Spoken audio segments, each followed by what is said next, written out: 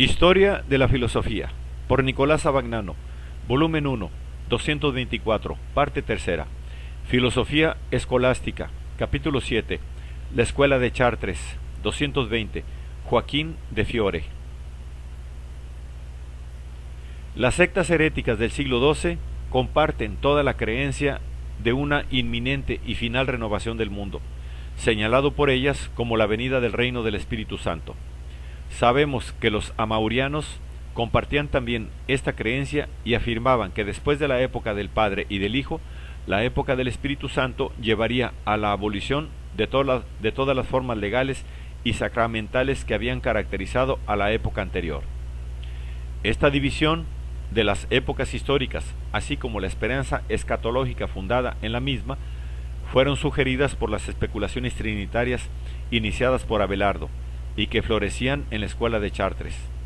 A ella está también vinculada la obra del profeta más famoso y popular del siglo XII, el abad Joaquín de Fiore, que nació en 1145 en Dorfe Célico, cerca de Cosenza.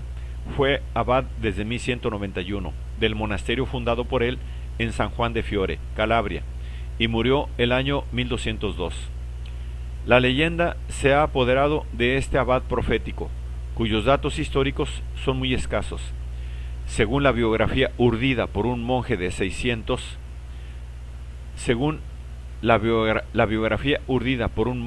del 600, Jaime Greco, que sacó datos de las cartas del antiguo cenobio de Fiore, pero que ciertamente las modificó y transfiguró, Joaquín hizo una peregrinación a Tierra Santa y pasó por Constantinopla. Habiéndose salvado ahí milagrosamente de una epidemia, se convirtió al ascetismo.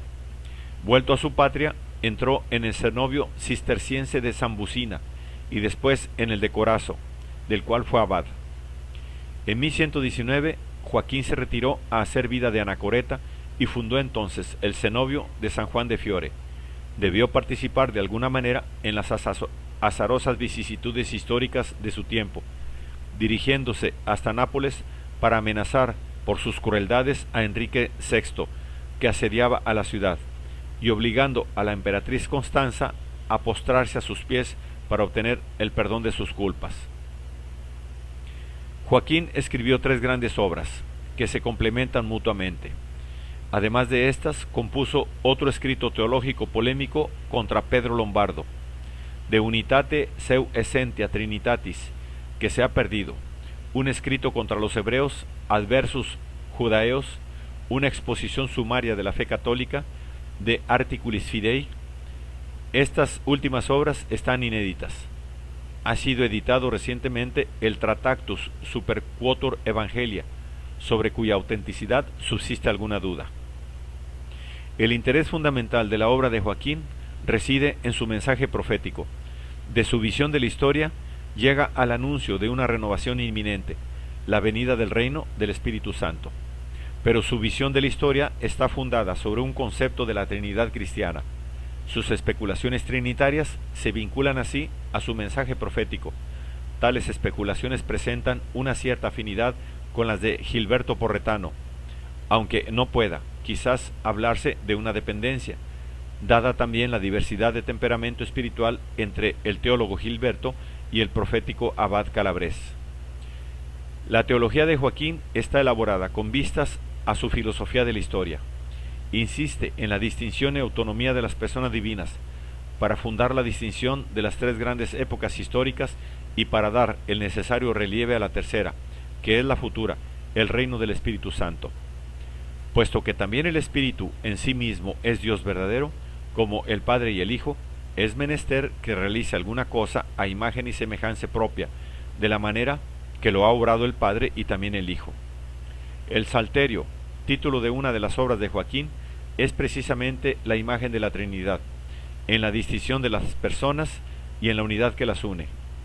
Un altísimo lugar ocupa el Salterio de 10 cuerdas entre las obras de Dios que sugiere el misterio de la Trinidad. Es, en efecto, un instrumento musical unitario. Puede ser dividido en 3 partes, porque está hecho de materia, pero no puede serlo sin dejar de ser salterio. Como instrumento es uno, pero es triangular y está admirablemente unido en sus tres lados. La unidad indivisa vincula los tres lados tan estrechamente que parecen uno solo, y cada uno se refleja en los tres. La unidad de Dios no debe ser, pues, entendida de manera que anule la diversidad de las personas. No se comprendería en este caso la diversidad de las obras y de las épocas históricas, y faltaría todo fundamento a la esperanza de una época de justicia y de salvación. A las tres personas de la Trinidad corresponden las tres grandes épocas de la historia. El primero de los tres estados es el que se desarrolló bajo el dominio de la ley, cuando el pueblo del Señor, aún un poco niño, servía bajo los elementos de este mundo, incapaz de alcanzar la libertad del Espíritu, destinada a brillar cuando hubiera aparecido aquel que dijo: cuando el Hijo os haya libertado, seréis verdaderamente libres. El segundo de los tres estados es el que se inició con el Evangelio y que todavía perdura, sin duda, en libertad, si se compara con el estado precedente, pero no si se piensa en el porvenir. Por esto, dice el apóstol San Pablo: conocemos ahora solo en parte, y solo en parte profetizamos, pero cuando venga la perfección, todo lo que es parcial será anulado. El tercer estado se iniciará hacia el fines del siglo, no ya bajo el velo opaco de la letra, sino de la plena libertad del Espíritu. Como la letra del primer testamento, en virtud de una cierta analogía, parece pertenecer al Padre, y la letra del Nuevo al Hijo, así la inteligencia espiritual que procede del uno y del otro pertenece al Espíritu Santo. Y como el orden de los conjugados, en virtud de una analogía evidente, pertenece al Padre, y el orden de los predicadores al Hijo, así el orden de los monjes, al que han sido destinados los grandes tiempos finales, pertenece al Espíritu Santo. El tercer estado que ha de venir y se caracterizará pues por una inteligencia de la palabra divina, no ya literal sino espiritual. Los hombres conocerán verdaderamente su significado real. Hay un evangelio eterno que es la misma palabra de Dios, debajo de la letra de las expresiones evangélicas. Los mismos sacramentos son símbolos provisionales, pero no por esto menos necesarios, de aquella realidad con la cual, en el tercer estado, el hombre entrará directamente en comunicación. El primer estado vivió del conocimiento, el segundo se desarrolló en el poder de la sabiduría, el tercero difundirá la plenitud de la inteligencia. En el primero reinó la servidumbre, en el segundo la servitud filial, el tercero dará comienzo a la libertad.